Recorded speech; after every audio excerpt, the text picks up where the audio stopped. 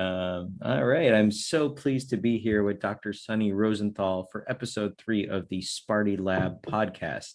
We are going to be talking about instructor social presence in e-learning, focusing on a paper that Dr. Rosenthal, I'm just going to call you Sonny, published last year, experiencing live composite video lectures, comparisons with traditional lectures and common video lecture methods, published in the International Journal for the Scholarship of Teaching and Learning. So, Sonny, great to have you. Thank you for being here. What time is it in Singapore?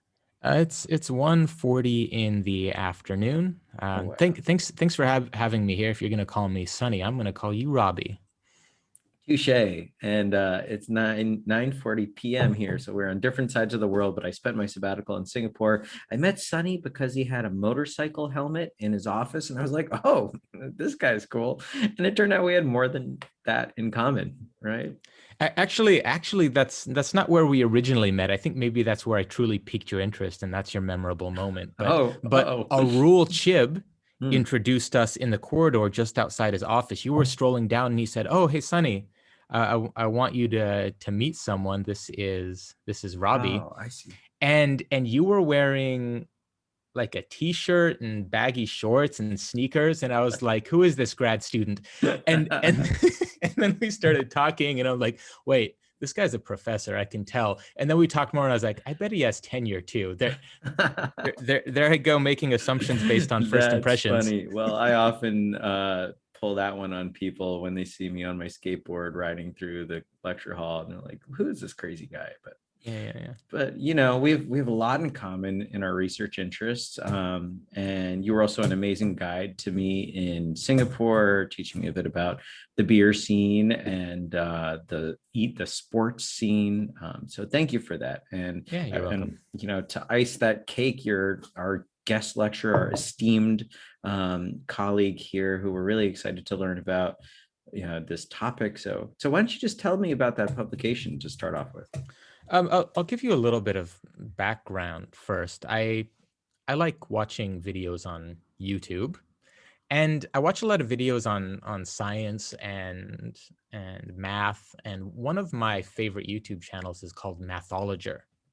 There's a mathematician named Burkhard Polster who's at Monash University, and he makes these really engaging talks about mathematical principles. And his videos are engaging because he has a lot of energy and he really knows what he's talking about, and he picks interesting topics. But there's also something special about the format he uses. Watching him, it's a video of him, and he stands off to one side of the frame, and there's a white background. And then over in the space next to him is content, like slide content. And it's as if it's projected in the space next to him. The background you're seeing is his actual background. So it's not a green screen. He's not standing in front of a green screen and it's overlaid. It's the content's there right next to him in the frame. And something else I noticed is he's interacting with that content in real time. So he's able to click with a normal lecture presenter and click through the content. And so it's over next to him, and it's kind of in the same space as him. And I also noticed when he's presenting, he's looking over at a monitor that's off screen. And so he's able to monitor what he's doing in real time. So there's like a live video of him with his content in real time while he clicks through it, and he can watch that. So he's able to interact with the content. He's fully aware of what's floating in the space next to him. And I thought that was so cool. I emailed him about it almost exactly 5 years ago. I checked my email, and he never replied. I think he's just a busy professor. He never replied. So I had to figure out how it was done, and eventually I figured it out. And I've created video tutorials about this. If you check out Mathologer and you like his style, you can learn about it if you go to my YouTube channel, Lecturecize, Lecturecice. It's like exercising, but with a lecture. And I've created some tutorials. I also have some of my some content I use for my coursework, which I've uploaded there. So I've called it the live composite video technique. Maybe Dr. Polster calls it something else, or his production crew calls it something else. But I find it like so engaging, and I put a lot of effort into developing this because intuitively, it's way more engaging. Once you've seen a video using this format, you're like, wow, that's the way video lectures need to be done. Of course, my own experience isn't a good basis of drawing scientific conclusions, right? That's just anecdotal evidence. Oh, I like it. It feels good. I needed to verify if indeed students learn more, or at the very least, they do enjoy it more. I find it a very engaging method, but maybe students don't. I wanted to find out. So I did a couple of experiments, and those are what appear in that article in the International Journal. Can I pause you for one second? Sure. I just feel like irony abounds here. I mean, we're doing this as a podcast, but we're also going to put the recording up online. Can I just share my screen to show you doing a little bit of this right now for the viewers at home? So yeah, here you are talking about the environment, and you're looking at the content. It's on your right, but you're standing in front of, I guess, a background that's the same That's just color. the wall. That's this wall, just with different lighting. Really? I have like a bunch of studio lights in here. I've got my, like normally I use this big honkin' ring light. Okay. And then I have some backdrop lighting. It's just lighting the back wall. I've got a whole recording studio in here. So yeah, I make these recordings in here. I have a nice mirrorless Panasonic camera mounted up on my stand. I've got all kinds of stuff in here. But what you can see there, you can see a couple tutorials there. There's the introduction, and then there's a how-to guide. And it's just a little background on how this works. So that video, that introduction, I made with the camera I'm using right now. So my I just have a Logitech C920 is what I'm using right now for this video, or for this this video we're doing now.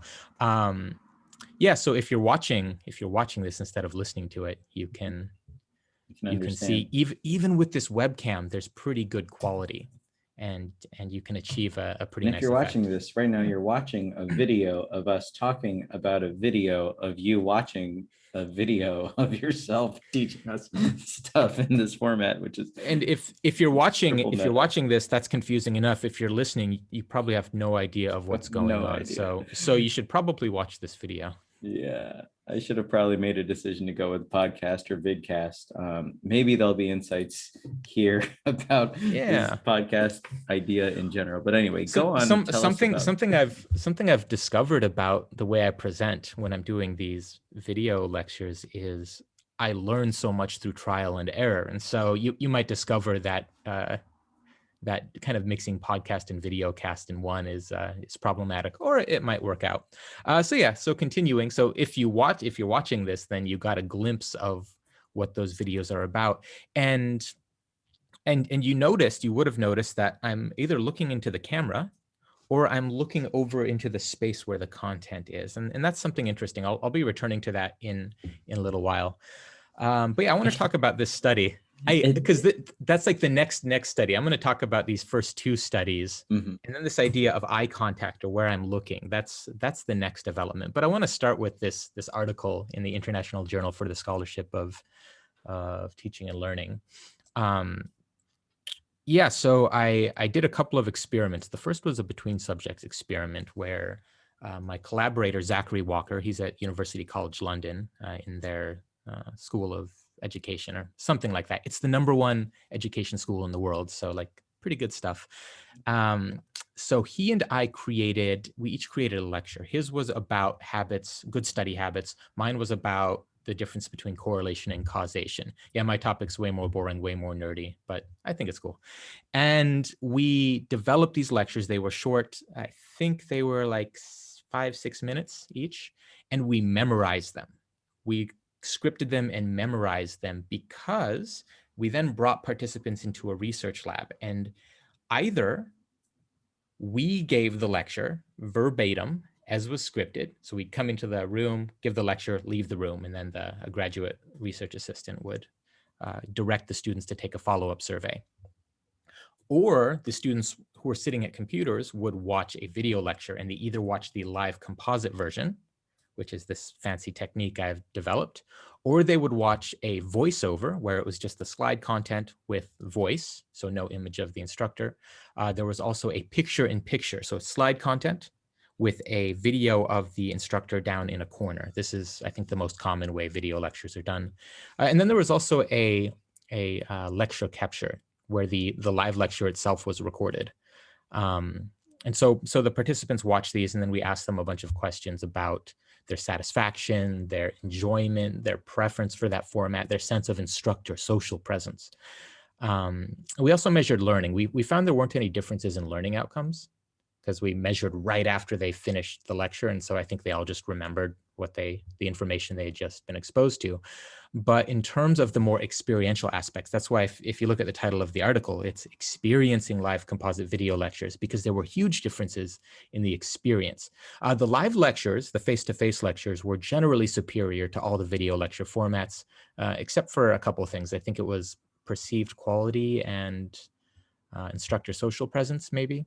There were a couple of the measures were not better for the face-to-face lecture than for the live composite. And then the live composite was consistently better than all the other video lectures in terms of here. I have this on my screen. I can just tell you what the results perceived quality was higher for live composite than face-to-face. I mean, yeah, that's not a significant difference. It was like minusculely higher. But what's important, or what's practically significant, what's meaningful, is that perceived quality was as good for live composite as for the face-to-face lecture. One wasn't better than the other, and that's great. And similarly for, I guess it was format preference. That's where they were also similar. So students really like the face-to-face lectures, and they also really like the live composite lectures. And we didn't see any differences in learning outcomes, but heck, if students are enjoying it, why not pursue that approach? So that was study one, the between subjects experiment. In study two, I did within subjects, a repeated measures experiment where I created 3 lectures for my class on promoting sustainability. There was 1 week where my students were assigned 3 readings, and I created a lecture on each of those readings. There were chapters from a book. And I created 3 versions of each recording. There was the voiceover, picture-in-picture, and live composite. So I was just comparing among the video lecture formats in a repeated measures experiment. So my students watched all 3 lectures using different formats, right? So they were exposed to 3 lectures, 3 different formats randomly. And yeah, then I analyzed the same outcome variables. I didn't measure learning outcomes because, again, I didn't expect there to be any huge differences. But in terms of the experiential measures, the patterns were pretty much identical and like shockingly similar, which suggests the pattern of results is robust. I had 2 different samples of students, 2 different research approaches, and the patterns were quite similar. So if you look at my study, yeah, you'll see if you compare the results from study 1 and study 2, it's quite a stark similarity between the 2 studies. So why is live composite so much better than all these other modes of recorded lecture? Well, one thing I thought of is the production quality might be a little bit higher. That's why we're seeing such a big difference in perceived quality. At least when there's an image of the instructor. For voiceover, there's no image of the instructor, so there's no quality issue there. There's no like degradation of quality when you're like with picture-in-picture, you're cropping the video and putting it in the corner, and that probably affects the video quality. But another thing that I think, and this is something I'd like to study, is that there's less of an attentional split. So when you have voiceover, there's slide content on the screen and the instructor's voice, there are these 2 different inputs. There's the visual input, which is the slide content, and there's the audio input, which is coming from somewhere else. It's related to what's on the screen, but it's a different source, and the brain has to process these 2 different streams. It gets even worse with picture-in-picture video, where the video of the instructor is down in the corner, and they're visually separated. It's like there's this box around them, and they're separate from the content. And there's been research showing that divides learners' attention. With the live composite, it's putting the instructor and the content in the same space. And sure, the audio from the instructor is still, that's a different a different information source, a different stream of data, but it's now linked with the video because the instructor is one with the content. So I think that's a big part of it, is just the seamlessness of presentation. So what happens when so for voiceover, you don't have that disconnection, but you don't have any image of the instructor. Yeah. So it's a different reason than, I guess, that kind of cognitive two-channel confusion. But in a sense, it still is that way because the instructor is separate from the content, but their voice is there, right? And so I still think that leads to more distinct channels of information processing versus the live composite. Now I'm speculating about the voiceover issue there with the attentional split. But yeah, definitely compared to picture-in-picture, that would be one explanation, and that's the explanation we offered. Yeah, I know. Annie Lang has written a bit about how the natural processing of audio only is just so funky. Like humans' brains are not designed, not evolved for processing audio without any image, right? So it leads to high levels of cognitive load. And so, yeah, it could be similar. Or she did the LC4MP, right? Mm-hmm. Yeah. So.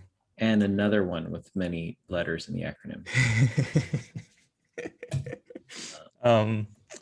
Yeah, so that was something we found, and I want to understand more about why these lectures are at least engaging. If students aren't learning more, that's okay, I guess. If they just learn well, no matter what the format, fine. But if they can enjoy learning more, maybe that helps them, maybe that motivates them to engage with more information in the future. I watch a lot of the Mathologer videos in part because the videos are so engaging. If it were a much more boring presentation, I probably wouldn't watch more of the videos, and then I wouldn't have that initial engagement. I mean, you have to engage first if you're going to learn anything, right?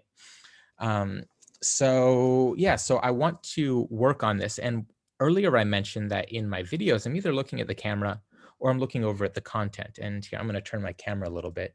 You can see I have this big screen over here to my side. And when I'm doing my live composite recordings, I have a live view of me with the content up over there. I use OBS Studio to achieve that effect. And it's just, I have OBS Studio up on that screen with a live preview. I also have where is it? I have a smartphone, and let me show you what I have up here. If you're watching, you can see this. So this is my main camera, and it's a Panasonic Lumix G9, but then mounted in front of it is a Parrot teleprompter. And you know how teleprompters work. You put a screen in, and then you have like scrolling text, and you can read while you're looking straight at the camera.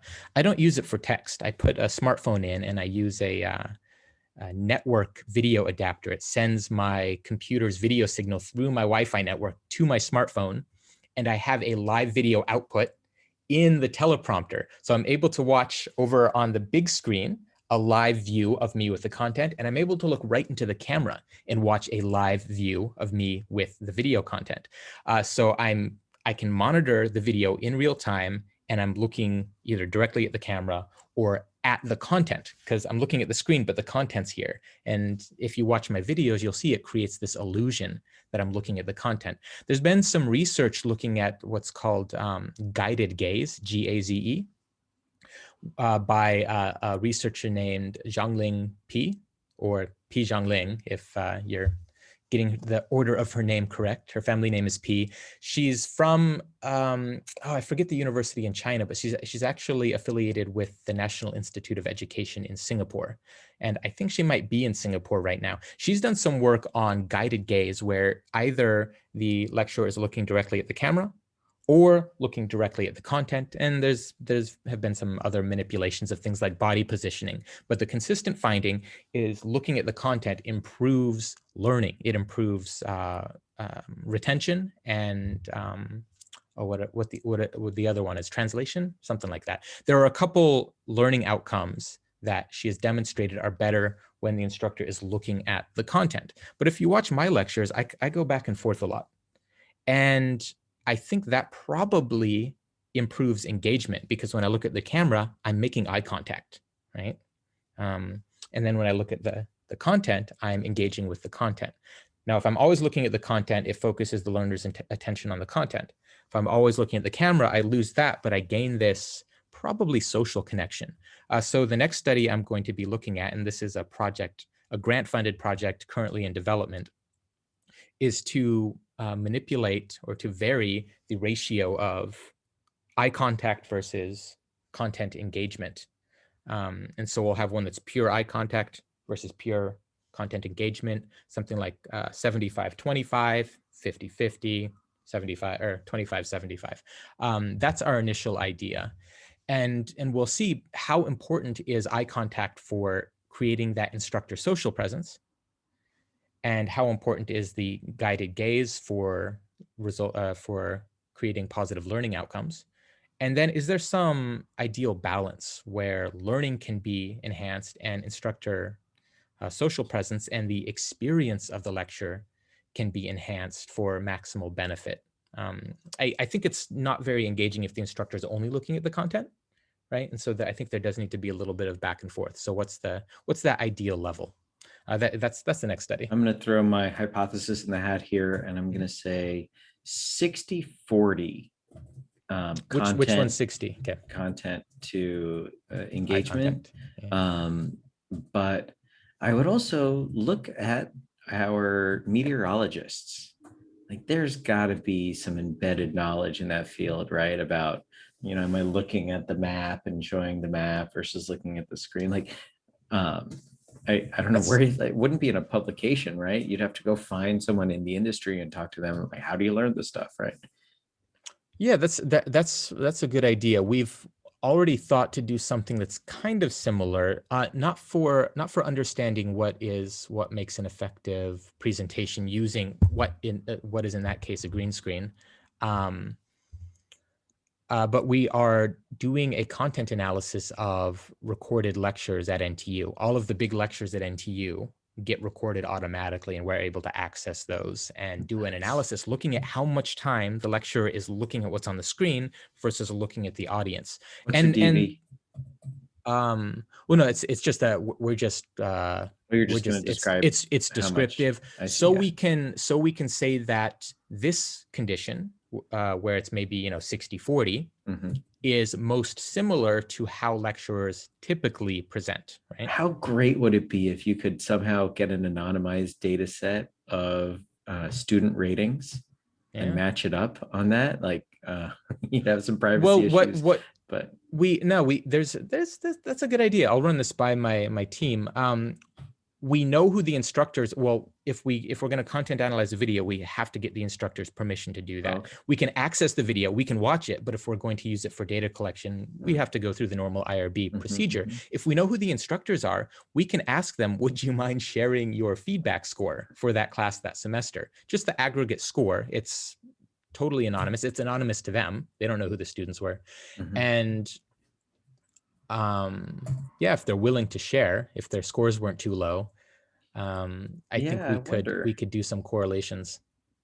Now, there would be some response bias. I think those who have pretty bad scores would decline to share. That's true. So maybe finding a way where they can look up their unique ID and submit it without, I guess it doesn't matter how they submit it. What about the case, like right now, I'm going to move my video of ourselves. So now I'm looking at you, but I'm not looking at the camera, right? Yeah. So is that in your content analysis?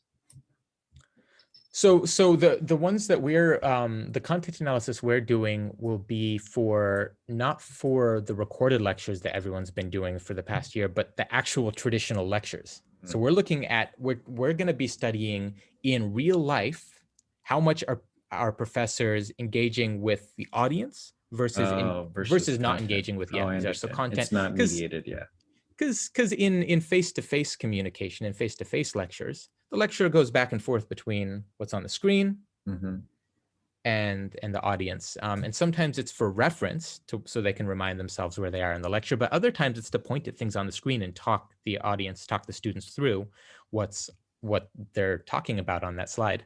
So that's interesting, because in person, certainly, like we have this shared object, whereas in mediated lectures, not including live composite, you almost never really point. You can't point at the content, right? Mhm. So you're Yeah. almost always looking toward the audience, but maybe you don't have that mutual gaze Yeah.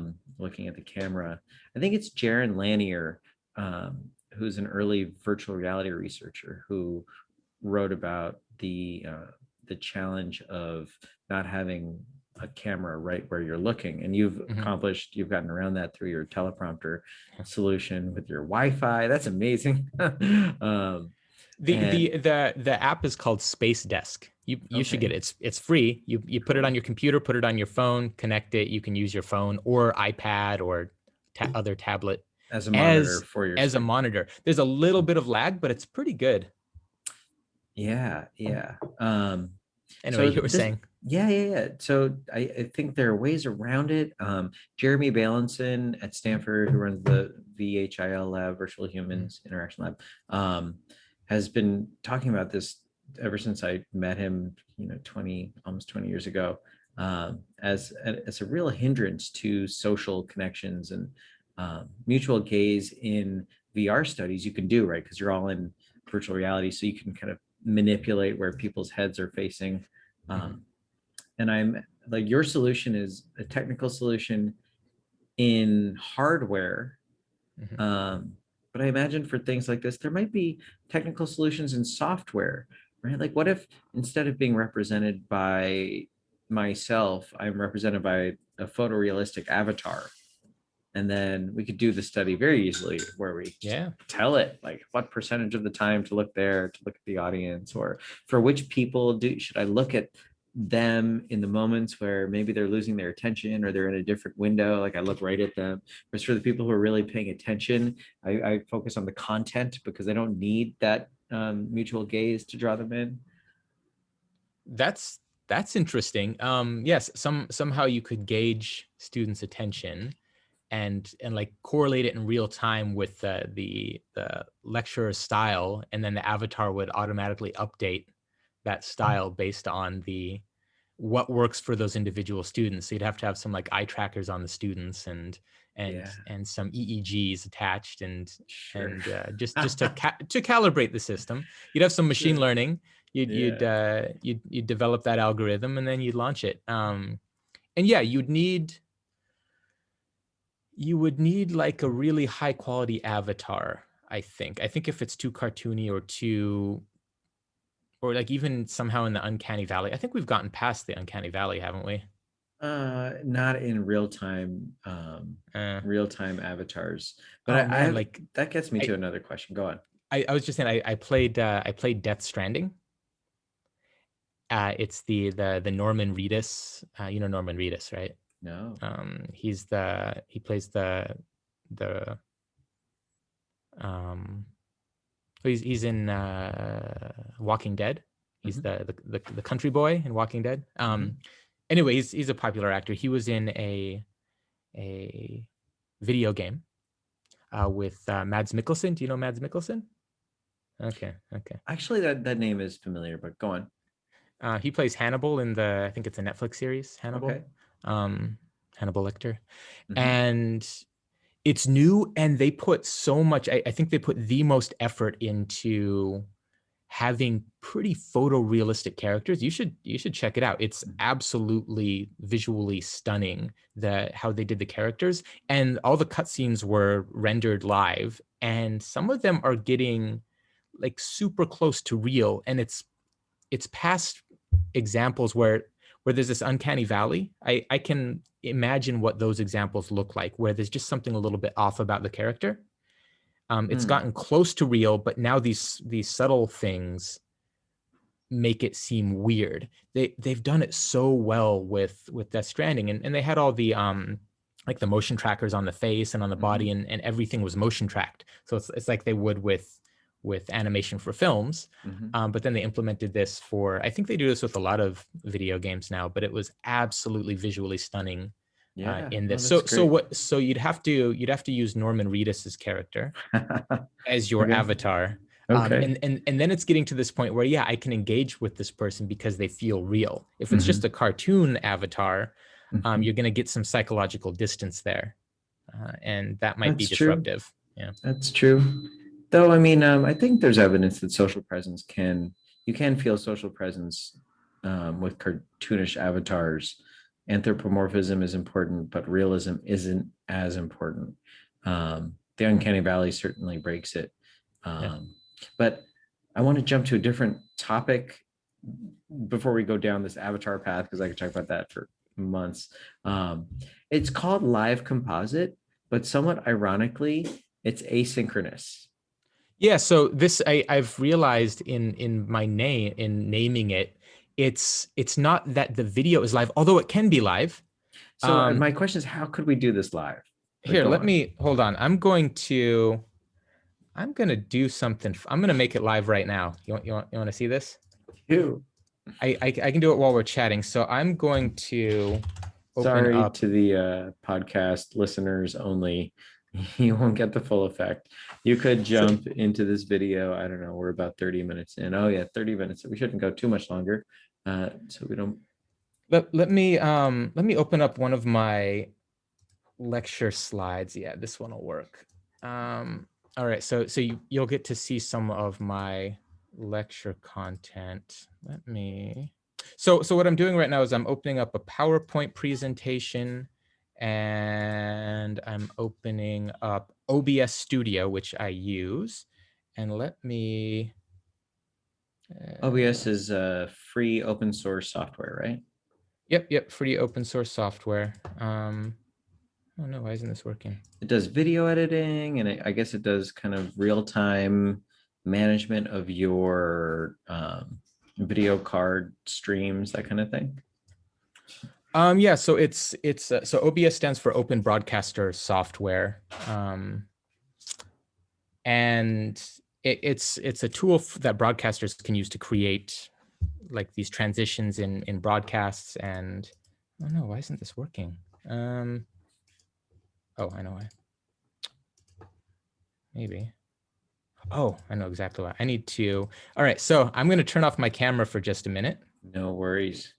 And then you. And yeah. I mean, if you're listening to this, you completely don't care about that. No, yeah. If you're listening and you want to watch it, jump about 30 minutes in. If you find the video on the website, maybe you don't care to see Sonny's amazing mullet picture. Oh yeah. Oh yeah. You're looking at this now. So I guess you're going to change your video stream to the OBS stream. So let me. I'm going to share my screen really quickly because I have OBS open right now. So let me. Can I share? Yeah, cool. So I'm going to share over here. Yeah. So this is my OBS window right now. Let me move this over here. Okay. This is my OBS window, and what I have is. Over on, so my OBS window is over here on my left screen. I've got screens everywhere. And behind me, I have a full screen PowerPoint presentation. So I can, like, this is from one of my classes on stats. Sure. And I can, under tools, go to virtual cam, and I can start this. Okay. And now I can go back into, okay, stop sharing. So now I go back into Zoom and I turn on OBS Camera. So that is your source. You've me... changed it from your Logitech C230 or whatever it is to this source. And this source is now using OBS. So OBS has control of your Logitech, is what you're saying. So my Logitech is the camera source in OBS Studio. In OBS now. Okay. And then I have my slides laid over the top of me, and then I made the slide background transparent. Now you can see there's a little bit of borders around some of the letters. Just a little bit. Just a little bit. Now, normally it's because the slide background is this, I try to match it to the color of the back wall. Normally the back wall is much more illuminated, so you wouldn't see that border, because what it's doing is that the letters are being rasterized, and so you get these rough edges. What if you what if you have a virtual background like me right now? You just needed to match that color of that virtual background, which you still... So I could make the background, but if I'm going to do that, I might as well just go with a green screen approach, because I could make this content the bottom layer. Right now, the slide content is the top layer. You can see I'm behind it. Yeah. Right. Oh, and you're also seeing my slides on moderation effects. feel free to use this content for your own lectures. All right, so I'm going to go back to my normal video. Let me close I see. So you could make it this. your bottom layer because the whole thing is digital anyway. Yeah. Am I back? But Okay, I'm back. I don't know how I would. I don't know if you can, with a virtual background, I don't know if you can make it a live feed from another video source. Do you know what I mean? Like Zoom allows you to do virtual backgrounds that are either still images or videos, but they don't, as far as I can tell. Oh, yeah, but you can, so you would set this all up in OBS, because OBS, you can do the same background effects as Zoom. So in OBS, you would create a video layer. Oh, I see. So you'd have the video as one layer, then you would remove the background, and then you could add the slide content behind you. And it's the whole slide, so then that's behind you. So then, but what I like about what I've created, when with the correct lighting, it's seamless. If you watch my videos, it looks like it's just kind of there next to me, and it's a very seamless presentation. When you do these virtual backgrounds, there's this rough edge around you. yeah. And this is why I didn't even want to do a green screen, even with a good green screen and a nice camera. So my webcam, it wouldn't be very good with green screen. My main camera is 4K, beautiful image sensor. That's still, you still have these effects with the edges. And if you have hair, if you have a mullet, like, how does the mullet get green screened out? So even then you have these problems. It's much easier to green screen, quote unquote, green screen out the slide background. That's what I'm doing. I'm using the same green screen tool, but instead of removing my background, I remove the slide background. And in general, the images on slides have much more defined edges. So it's easier to get a clean image that way than vice versa. What's also cool is I have just my normal background as the video background. Yeah. And if I have a nice space where I can have my slide content, it's this nice effect. It's just the slide content is with me. Yeah. So yeah, if you're interested in learning about this, yeah, check out my YouTube channel. Lecture size, check it out. Check out the paper that Sonny has published. Check out future projects from Dr. Rosenthal, because they're certainly going to be really interesting and cool and cutting edge technology. And what else? I don't know. I mean, you could check out this podcast video. I will be rough around the edges, as I always am, but maybe one day I will learn to smooth things out. Sounds like there's a bit of the investment. Just to summarize then for myself and then for anyone who's kind of piqued in terms of interest, the investment in time is not too large. Actually, you can do this on your own, but you need a monitor on the side. So you've got to have like at least 2 machines. You need not even 2 machines. I do this with one computer and just one monitor. Video. Put a monitor. Yeah. So 2 monitors. You need a 2 monitor setup, and then you can use a smartphone if you want to get a teleprompter. This teleprompter is like $80 US. If you want to do the teleprompter thing, all you need is an extra so the teleprompter goes in front of your camera. No, it mounts onto the camera, and it's meant for like DSLRs or mirrorless or camcorders where there's a filter ring where you can screw on the attachment. So it's mounted to the lens. It wouldn't work very well with a webcam, but I bet there are teleprompters made for webcams. But you said you put your phone in it. I didn't fully understand that. Yeah, I'm gonna. You literally put your phone in the teleprompter, or you're porting your phone screen. This is my. Here, let me angle this up so you can see what I'm doing. So here's the teleprompter. Because it's a mirror. And wow, mirrors are amazing. It's like that. Yeah. What an amazing technology. The mirror. It's like magnets. How do they work? You get that reference? No. Insane Clown Posse. Oh, really? No. You got to watch their listen to their song Miracles. Okay. They talk about how magnets are miracles because they don't understand how they work. Yeah, that's great. Okay, so your phone goes there and then you get your content because it's on a mirror for a teleprompter, which you could put in front of your webcam. Why can't I just hang it from my laptop cam? Like there's got to be some sort of teleprompter thing. I'm pretty sure there are. If you look online, I am pretty sure someone's come up with these solutions. With COVID-19, a lot more people are working from home, and it's so nice to be able to like have an eye-to-eye conversation with someone. Exactly. How are you doing this right now? You're looking at. I'm just looking at the webcam. I've trained myself to look at the webcam when I'm talking to people. To not look at your screen. Yeah. Or to not look at myself. If I'm not talking, like half the time I'm looking at the screen, I'm just looking at myself. Yeah. Exactly. All right. Well, Sonny, thank you so much. This was really informative and exciting. I hope we can, continue our collaborations on this topic and others, but we can save those projects for another day. This has informed me a bit about the study I'm not doing with you, but also related to instructor social presence, but as a function of including feedback mechanisms in real-time lectures or in synchronous or asynchronous, lectures with video posting. We've talked a bit about that.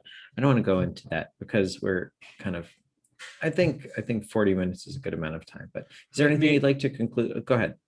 I was just gonna maybe we could do another one of these in a year and talk about what new things we've done. Sounds great. Yeah. Anything you want to conclude with, or? Oh yeah. One more thing. I have another article that's in press at Technology, Pedagogy, and Education. It also looks at instructor social presence, and just a quick summary of that. I think is an interesting study. My undergraduate students did it. I supervised their project and got a publication in a pretty good journal. So props to undergrads of the We School of Communication and Information. But they found that. So they manipulated social presence with vocal variation in voiceover lectures. And there was a fairly monotonous presentation of video lecture content. And then there was, much more vocal variation. And they found that vocal variation is more important for unstructured content, things that are interpretive and you have to discuss them, versus structured content, things like presentation of facts. And typically the way like the hard sciences are presented tends to be more structured. The soft sciences and the humanities tend to be less structured. And so having high social presence, instructor social presence, matters more for the less structured content. That's something we found, and it's more related. For what outcome? For for learner satisfaction. So the students feel like they had a better learning experience, no matter what. When there's more instructor social presence, learning satisfaction increases with type. But with the type. So it's even more important for the unstructured content. And so to those of you who are in communication research, a lot of what we teach is unstructured. Some of the discussions we have about the phenomena we study. And it's important to have lots of vocal variation. Oh yeah. So that's it. Just a little, I think that comes back to the point you made earlier about how even if you're not changing learning in the class, by making your educational experiences more entertaining and engaging, you're perhaps motivating future learning. You're just getting people excited about the process of learning. And I really strive for that as well. That's why I ride the skateboard. That's why I make up silly raps and stuff like that. So we're totally on the same wavelength about that. Yeah, man. Well, thanks for having me on here, Robby. This was a really nice chat. I'm glad I got to share some of the stuff I'm doing. I'm glad I got to show you on video of how some of this stuff works. And if you've made it this far in the podcast, definitely check out the video because it's obvious you're interested in what we're talking about. So thank you all for listening in. Thanks for having me, Robby. Absolutely. Thanks for coming, Sonny. See you next time. See ya. Now I'm going to stop recording.